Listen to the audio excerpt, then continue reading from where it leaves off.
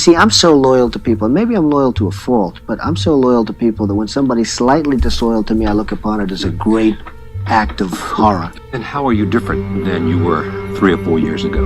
Well, I used to say, and in fact I think I said in my first book that, and maybe this was foolish, but I really meant it, that someday I'd like to maybe lose everything for a period of time to see who's loyal and who's not loyal. And I found out a lot of things. Did you find out who's loyal and not loyal? I tell you what, and you can't guess it, you can't predict it. You think certain people would be loyal no matter what, and it turns out that they're not, and you just can't predict it. It's very difficult. And that I think I would have treated people differently. I think that, some of the people that were most loyal to me are people that I didn't think would be. Some of the people that were least loyal to me are people that I think I would have treated them differently. I think I would have treated different groups differently. I would have wiped the floor with the guys that weren't loyal, which I will now do, which is great. I love getting even with people, but I will. Slow up. You love getting even. Oh, absolutely. You don't believe in the eye for the eye? You do. No. I know you well enough. I think you do. But anyway, but tell me, you're going to get even with some people. Yeah, I know, if given the opportunity, I will get even with some people that are disloyal to me. Come on, Governor. Even though you didn't endorse me. He's not forgotten. I never forget.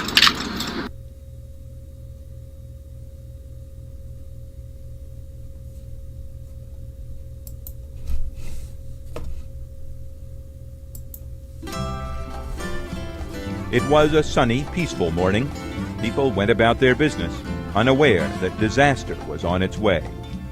Pearl Harbor was one of those things that you always dream about. I had a little sweetheart on the beach, and I wanted to get over there kind of early.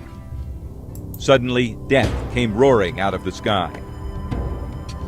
All of a sudden, these planes started to come in at Hickam Field, which is to the right. And the firing started. I thought it was the Navy just practicing until I got out and seen go whizzing by. And I said, Forrest, what's going on out there? He said, I don't know, but all hell was busting loose. In minutes, thousands were killed or wounded. I said, there's our ships. I said, they're sinking. And I said, then look at Ford Island. Ford Island was one mass of fire and smoke. That's all you could see on the whole island. And I was just hanging there, just with my arms onto the line. And I looked down, and if I dropped, I'd drop about 40 feet into a sea of oil, burning oil. The lives of millions and the future of America were changed forever. It was 60 years ago. It was December 7th, 1941. It was Pearl Harbor.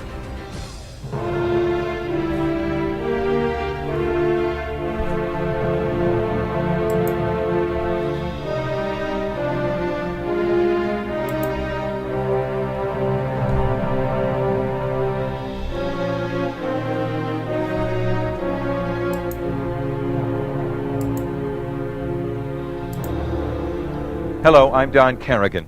The place called Pearl Harbor has a profound meaning for Americans. Like Bunker Hill and Gettysburg and Normandy, it has become a permanent part of our national memory. And the events of December 7th, 1941, propelled the United States into the overwhelming event of the 20th century, the Second World War. For those who were there and lived through the ordeal, Pearl Harbor became a defining moment in their lives. In the next few minutes, you'll meet some Maine people who were there. And while time has healed most of their wounds, it has not dimmed their memories. For 60 years, they have all been remembering Pearl Harbor. 1941, the world was coming apart. War raged in the Atlantic and Pacific. Germany and Japan continued their march to domination of Europe and Asia. America was not at war, not yet.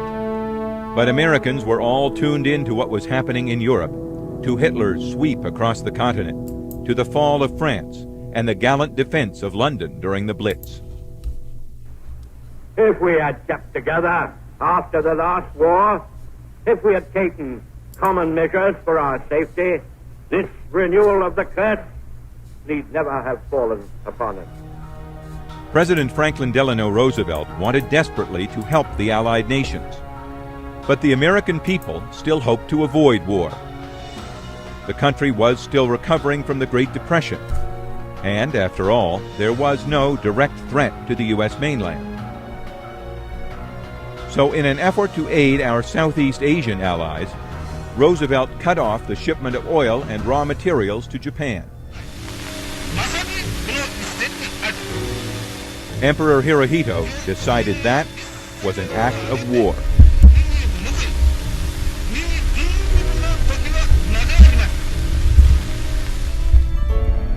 His solution? Seize the oil-rich territories of the South Pacific.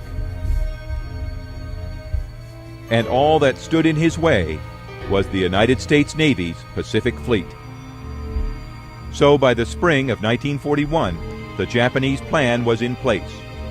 A surprise attack on the American fleet at its home base, Pearl Harbor, on the island of Oahu in Hawaii.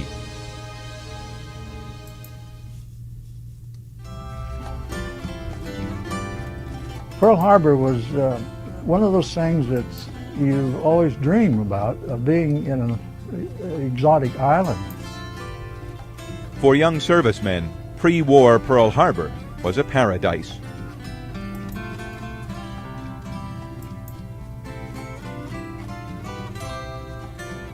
Robert Baker was an electrician's mate on board the battleship West Virginia. My brother and I, when he was on there, we used to play tennis every Sunday.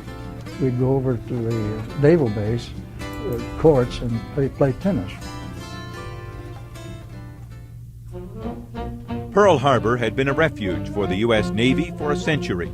Its nearly perfect anchorage offered protection for ships and a strategic location to reach across the Pacific. By 1940, Hawaii was a U.S. territory, and the Navy had transformed the harbor into a huge base. By December of '41, Pearl Harbor was filled with nearly 100 ships, submarines, destroyers, cruisers, aircraft carriers, and the big guns, the 8 occupants of Battleship Row.